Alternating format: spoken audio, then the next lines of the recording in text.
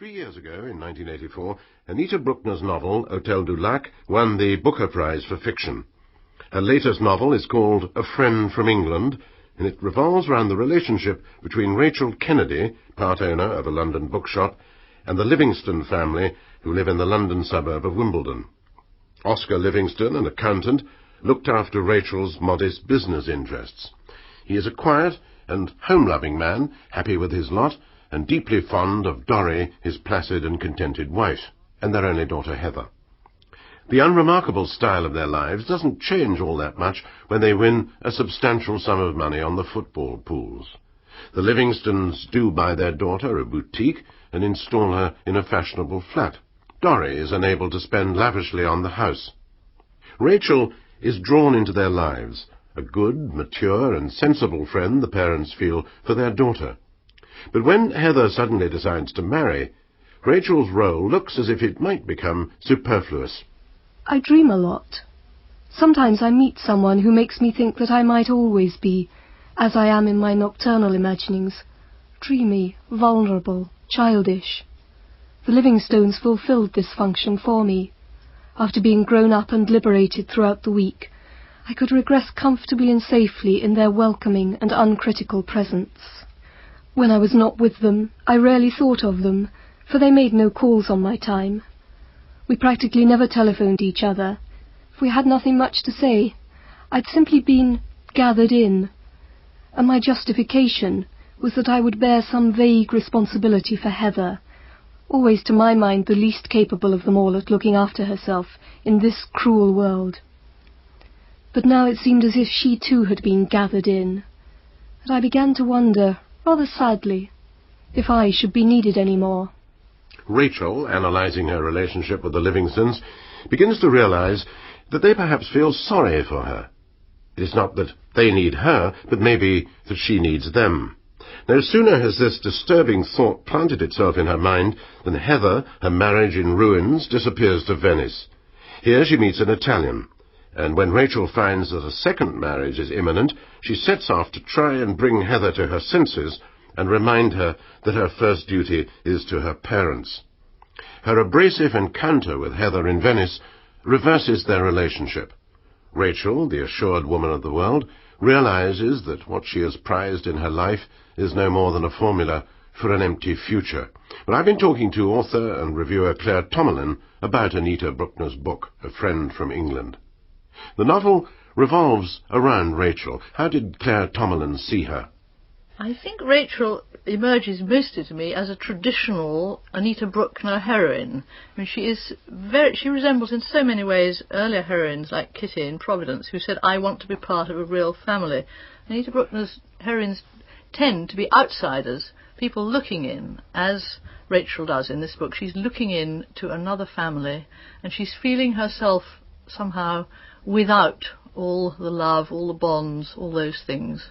And she's observing them very, very affectionately in some ways, and also very critically. She is not sketched in very dramatically, because, I mean, you are led to believe that she has affairs every now and again, but there is no suggestion of whom these affairs with. You never meet the men involved. I think that's part of the technique of the book, isn't it? That there's a great deal that Anita Brookner doesn't tell us, and a lot of the skill of the narrative of this book is the leaving of these blank patches. One of the most brilliant set pieces in the book, I think, is a description of Dorrie, the mother of Heather, nearly dying in a nursing home. And this is wonderfully done, wonderfully vivid. It's what Anita Brookner is particularly good at, sort of horror, misery, people being frightened. And in fact, Dorrie gets better.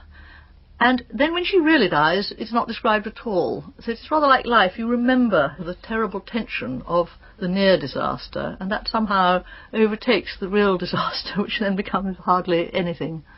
Because there is an ultimate irony in the book. That when Rachel goes to Venice, I suppose she begins to realize that this docile woman, this rather cow-like Heather to whom things happen, is actually a much more vibrant person than she is herself, and is going to enjoy life, and is creating a life for herself, which Rachel has never had and presumably never will have. I think that is the central point, that Heather is a risk-taker. I think this is something that Anita Brookner is very interested in, that Heather is prepared to take risks. She makes a disastrous marriage. This is her first jump, her first risk-taking to a man who turns out to be homosexual. But she's able to put that aside, and then she takes an even greater risk. She goes off to marry a foreigner.